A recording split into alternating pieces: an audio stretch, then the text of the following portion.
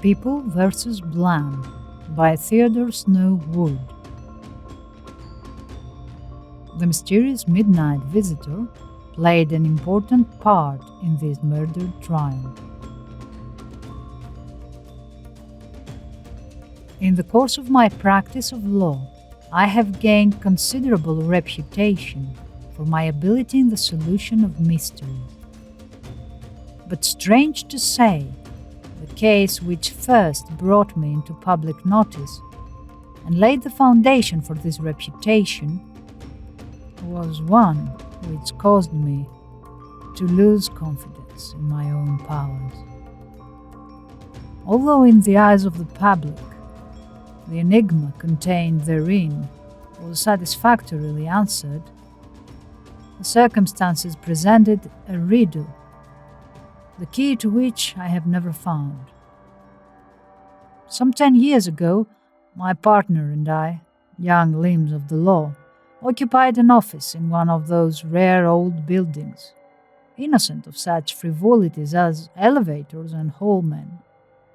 Our business office, though by courtesy designated in the plural on its gilt sign, consisted of one large, gloomy, and weird old room located on the second floor and reached by a long flight of creaky stairs.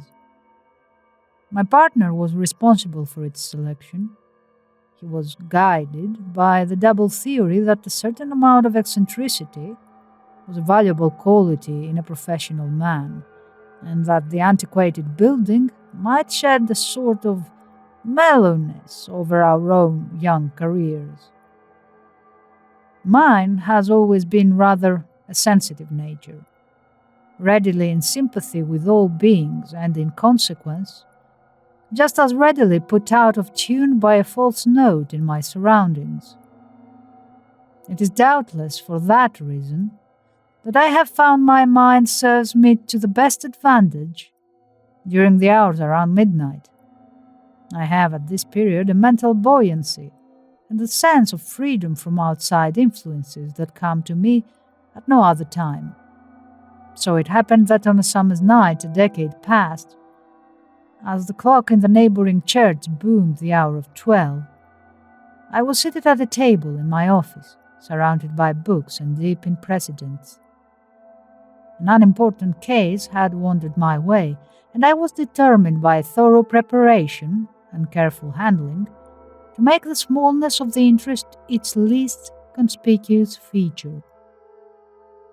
The door stood ajar for ventilation, for the weather was warm.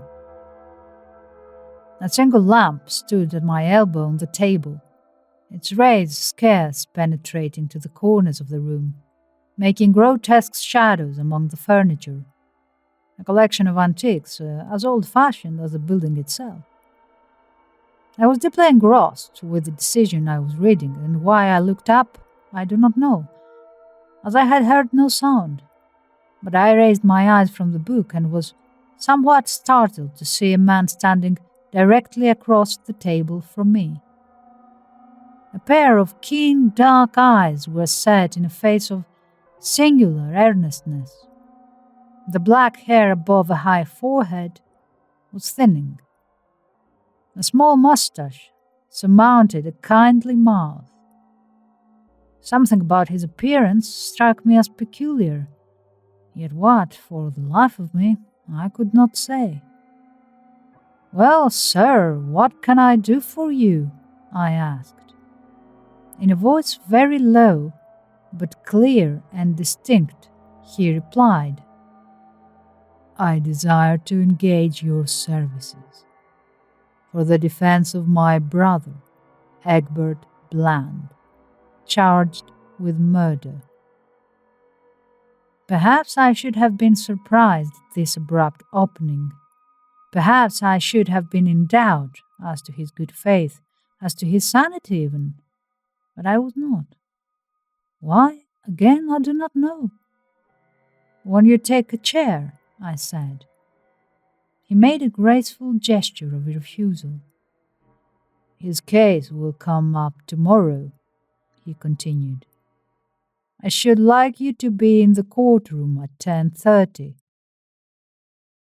He then named the court at which I was to appear, adding, "You will be well repaid," and with a low bow left the room.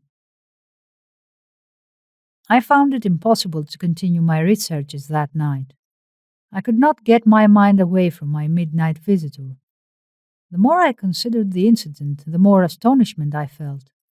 Not at his behavior, but at my own.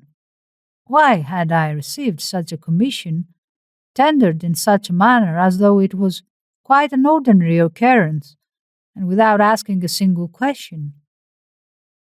The next morning, in the bright light of day, I almost felt disposed to regard the whole matter as the product of my imagination. Nevertheless, I resolved to keep the appointment.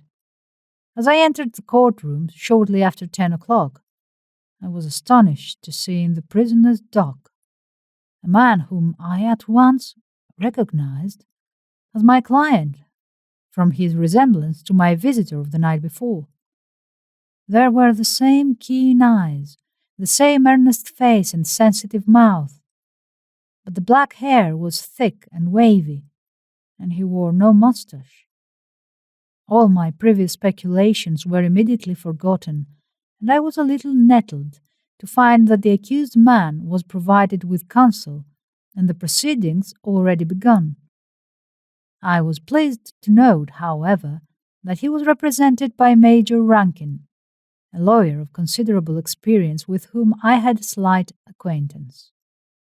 "Good morning, Major," I said, as I slipped into a chair beside him. "There seems to have been a slight mistake on the part of somebody. I was engaged in this case last night by a relative of this man." "All right, Mr. Drovesk," he said, with a friendly smile. "Sit in and help. Glad to have you associated with me. And our friend needs all the help he can get, I am afraid." There was nothing to do except follow his suggestion, and I prepared to watch the case as it developed from the testimony, inwardly swearing at the stupidity of my client's brother in not giving me a better opportunity for preparation. The tedious preliminaries were finally concluded, and a jury selected. Major Rankin, making every effort to secure 12 men of middle age who never had before served on a criminal case, evidently relying more on their sympathy than on the strength of the evidence he had to offer. The prosecuting attorney, a methodical man, had arranged to present his witnesses in logical sequence, and was considerably vexed, I discovered, to find that the witness with whom he desired to open, one Hiram Hankles, was confined to his room with a nervous attack, and would not be permitted to appear until the following morning.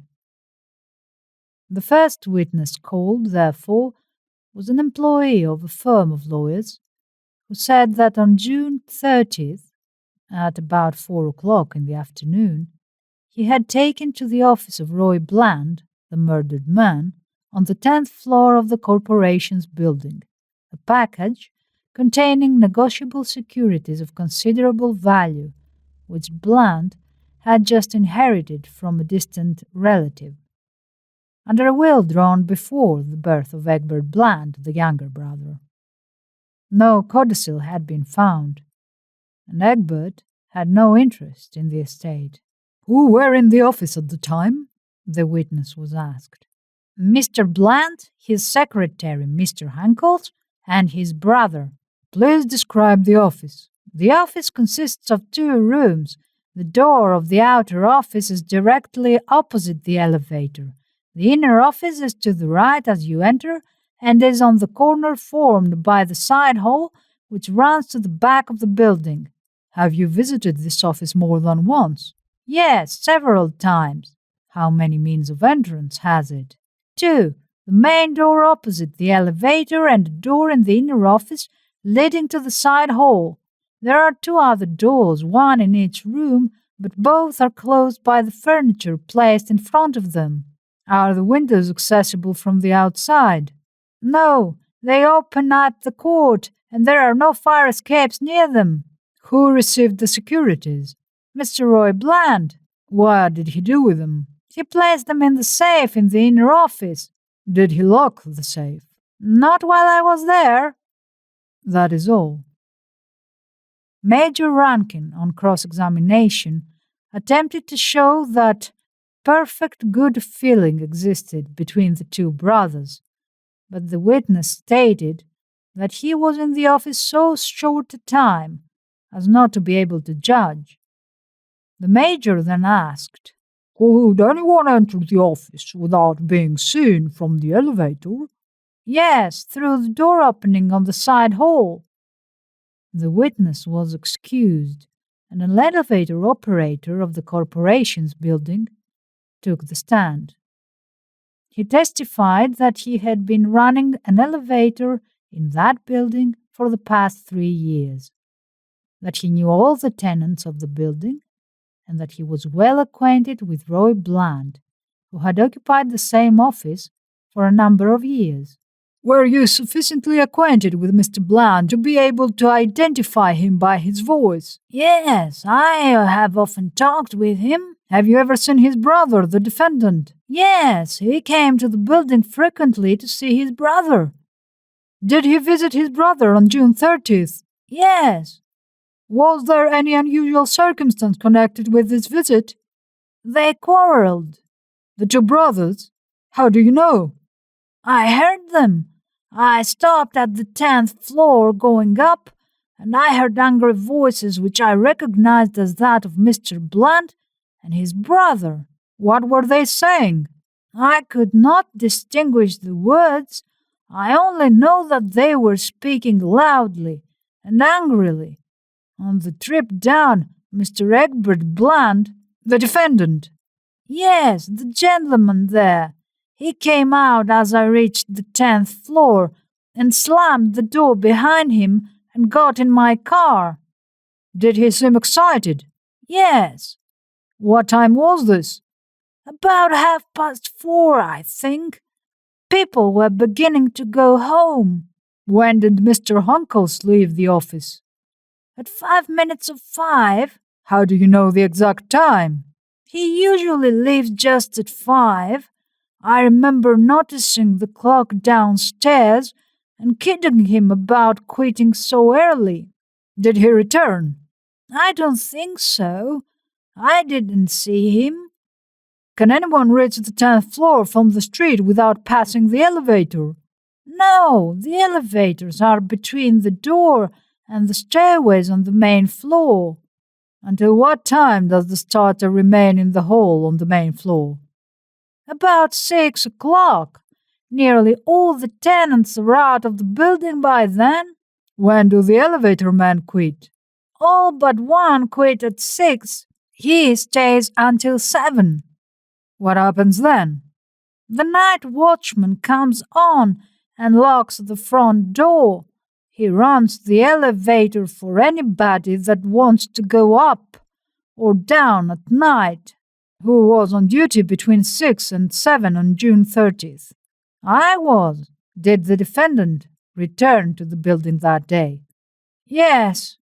As the witness spoke, I heard the prisoner, who had sat with his head resting in his hands during the testimony, say softly to himself, "To apologize for my hasty temper, thank God." At what time did she return? Continued the attorney. A few minutes after 6. Was Roy Bland alive at that time? He opened the door of his office just as my car reached his floor. Who else were in the building at that time? A couple of girls on the 11th floor. What employees of the building? Only myself and the woman who do the cleaning. After the defendant left, did you remain in the hall on the ground floor? I left it once just before 7 o'clock to get the 2 young ladies on the 11th. Did anyone else enter or leave the building? No. How long did the defendant remain in his brother's office? 15 or 20 minutes. Did you see Roy Bland in life afterward? No. Major Rankin then began the cross-examination. I am a firm believer in the theory that a witness should never be cross-examined without a definite purpose, and this case did nothing to shake that belief. The Major, evidently grasping at the proverbial straw, tried his utmost to entangle the witness and induce him to contradict himself, but without success.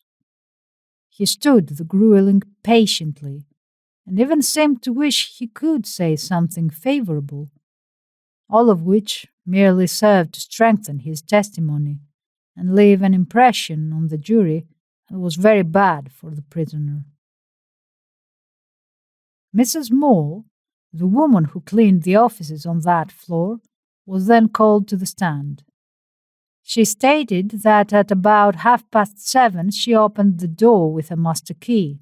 She was positive that the door was locked, and had entered Mr. Bland's office and switched on the lights and found Mr. Bland lying dead in front of the open safe in the inner office. On the floor beside him, she said, lay a large iron clock, which usually stood upon the safe. The clock was still running, as she distinctly remembered hearing it ticking in the moment of silence that followed her startling discovery. She then called the night watchman and gave the alarm. The rest of the testimony was corroborative of Mrs. Moore and included that of the physician who examined the body. In the opinion of the latter, death had been produced by a blow upon the head from some blunt instrument, probably the clock. The injury could not have been self-inflicted by accidentally pulling down the clock, said the doctor, as the height of the safe was not great enough. The case was then adjourned to the following day, and I had an opportunity of consulting with the client, to whom I was duly introduced by Major Rankin. My sympathy for him was very much increased by this interview. He seemed greatly distressed by the loss of his brother, and as ignorant to its cause as was I. He has called on his brother, he said, on a matter of business, had disagreed with him, lost his temper and quarrelled. Later he had returned and made his peace, and then they had parted in excellent spirits. His brother's inheritance had not been mentioned. He knew he would have received a fair share of it, although he had not been mentioned in the will, as his brother, who had always been more successful in business than he, was very liberal with him. I regretted exceedingly that I had not been engaged on the case before. Having at that time, as I before intimated, considerable faith in my ability to solve such puzzles, I wanted time to make my own investigation. Perhaps by working fast, I thought, I might learn enough to secure a new trial, and that might give me time to clear up the mystery. What a feather in my cap! And how glad I would be to liberate this poor fellow, who I was sure was innocent and who seemed to be without money and without friends except my visitor of the night before. And then I wondered why his brother had not been in the courtroom. In the excitement of the trial, I had completely forgotten him. So I pondered and dreamed on until midnight found me once more seated at my table in my dismal old office, in a silence broken only by the fluttering wings of a huge moth that had wandered in from the trees of the neighboring churchyard and with aimless energy was darting hither and thither about the room. And once more I looked up and found my eccentric visitor standing before me. Before I could speak, he addressed me. His voice was so low that I had to ask him to repeat his words before I understood that he was quoting a name. Miss Susie Elkins? I responded inquiringly. He nodded and motioned to a writing pad on the table, from which I gathered that I was to take notes of what he would tell me. I took up a pencil and scribbled the name. In making a dash at the end to represent a period, a habit with many who write rapidly, I broke the point of the pencil. With a word of apology, I turned to a sharpener affixed to the wall and ground a new point on the pencil. When I again turned around, I was astonished to find that I was alone. I went to the door and looked into the hall, but my visitor was nowhere in sight. For a moment I was at a loss to account for his silent departure, but it occurred to me that the whir of pencil sharpener might readily have prevented my hearing the creaking of the stairs. But why should he have departed in such a manner? The more I pondered over the case, the more confused I felt over the whole mysterious affair. At last, a very simple solution occurred to me. It was just a case of mistaken identity. This man, my caller, whose resemblance to Egbert was remarkable, was the guilty man. He did not wish to see his brother convicted, and was endeavoring to point a way to me to confuse the case and secure Egbert's acquittal, without incriminating himself. Unquestionably, it was my duty to follow this plan. I got up early the next morning and devoted 2 strenuous hours to following up my slender clue. At the end of that time, I was in possession of information that I hoped at least might result in a disagreement of the jury. I entered the courtroom just before the judge took his seat. Immediately after, the state's belated witness came into the room. Leaning heavily on the arm of a companion and looking very feeble. I leaned over and whispered to Major Rankin that I would like to conduct the case from this point.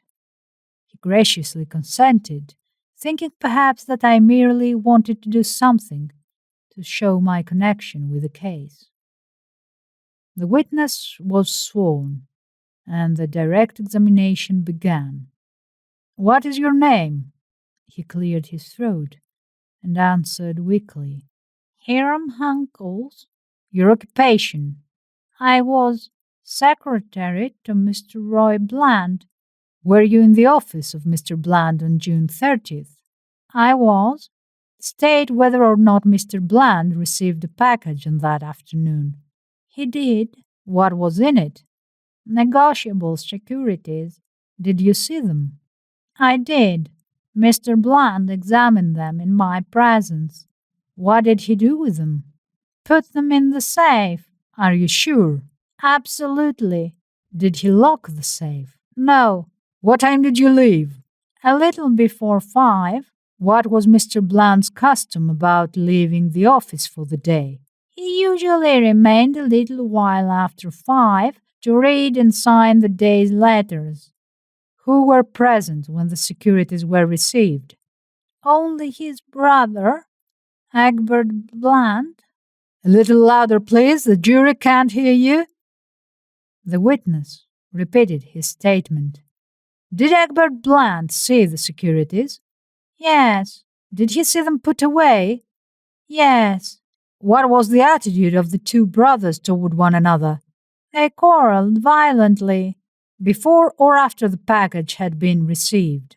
"After." What was the subject of the disagreement? "Money.